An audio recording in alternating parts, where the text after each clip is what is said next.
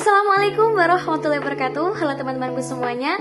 Perkenalkan, saya Jessica Avelina. Saya sebagai pemateri pertama yang akan membahas mengenai tentang pendidikan Islam inklusif dan anak berkebutuhan khusus atau biasa disebut dengan ABK. Teman-teman, pernahkah kita berpikir apakah semua anak sudah mendapatkan kesempatan belajar yang sama, termasuk anak berkebutuhan khusus? Teman-temanku semuanya, dalam perspektif Islam, pendidikan tidak boleh membeda-bedakan peserta didik.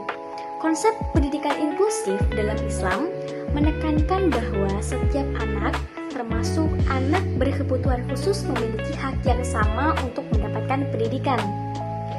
Islam memandang bahwa semua manusia sebagai makhluk yang dimuliakan oleh Allah Subhanahu wa Ta'ala, sehingga setiap anak harus diberi kesempatan untuk berkembang sesuai dengan kemampuannya.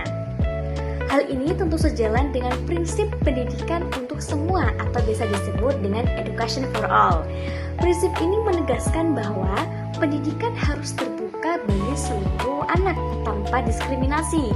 Artinya, sekolah ataupun madrasah perlu menyesuaikan sistem pembelajaran agar dapat melayani kebutuhan belajar setiap siswa. Dalam ajaran Islam juga terdapat dasar teologis penghormatan terhadap difabel. Islam mengajarkan bahwa kemuliaan seseorang tidak diukur dari kondisi fisiknya, tetapi dari ketakwaannya. Rasulullah SAW bersabda, sesungguhnya Allah tidak melihat kepada rupa dan harta kalian, tetapi Dia melihat kepada hati dan amal kalian. Hadis riwayat Muslim. Hadis ini menekankan bahwa nilai seseorang di sisi Allah bukan kepada fisik ataupun materi. Termasuk juga dijelaskan dalam Al-Quran, yaitu pada Quran Surah Al-Isra ayat 70, bahwasanya dan sungguh kami telah memuliakan anak cucu Adam, kami angkut mereka di darat dan di laut, kami beri mereka rezeki dari yang baik-baik, dan kami lebihkan mereka atas banyak makhluk yang kami ciptakan dengan kelebihan yang sempurna. Allah menegaskan bahwa manusia adalah makhluk yang sangat dimuliakan. Oleh karena itu, masyarakat dan lembaga pendidikan harus menghormati, menerima, mendukung perkembangan anak-anak difabel ataupun anak-anak yang berkebutuhan khusus yang biasa disebut dengan ABK. Teman-temanku semuanya, jika melihat daripada sejarah dalam tradisi Islam, perhatian terhadap orang dengan berkebutuhan khusus sudah ada sejak lama. Masyarakat Islam dikenal memiliki sikap empati dan memberikan kesempatan kepada mereka untuk tetap berperan dalam kehidupan sosial maupun keagamaan. Salah satu penerapan konsep ini dalam dunia pendidikan adalah penyelenggaraan madrasah inklusif. Madrasah inklusif merupakan lembaga pendidikan yang menerima siswa berkebutuhan khusus untuk belajar bersama siswa lainnya dengan dukungan fasilitas dan pendampingan yang sesuai. Agar pembelajaran berjalan efektif, kurikulum pendidikan agama Islam juga perlu dimodifikasi.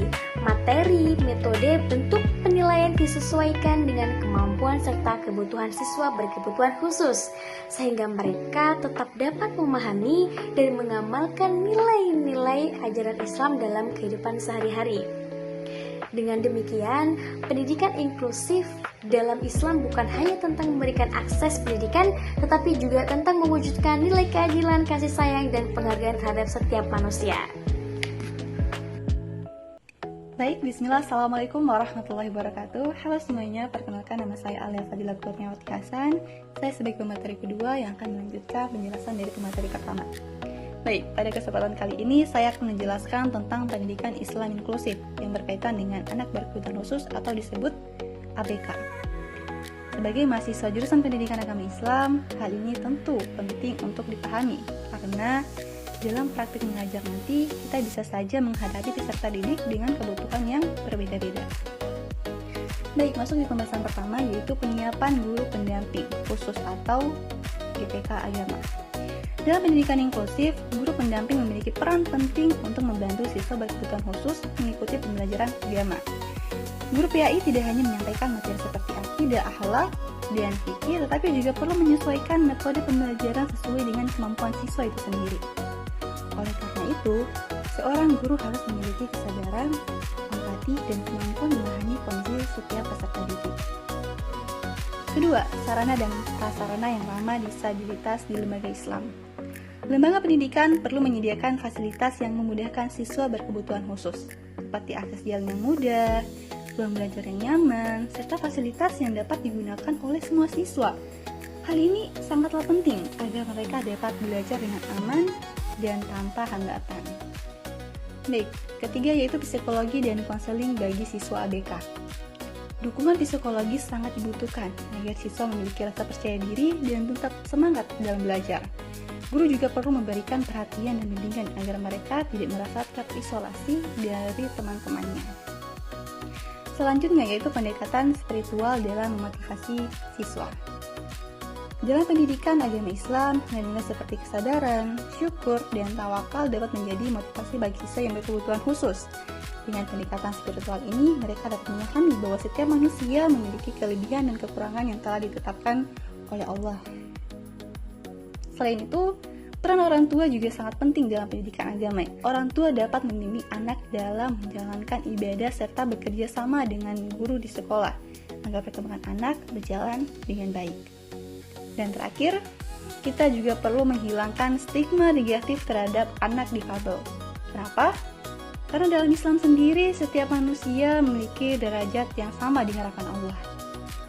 Dan oleh karena itu, kita sebagai calon guru pendidikan agama Islam, kita harus menanamkan sikap saling menghargai dan menghormati perbedaan.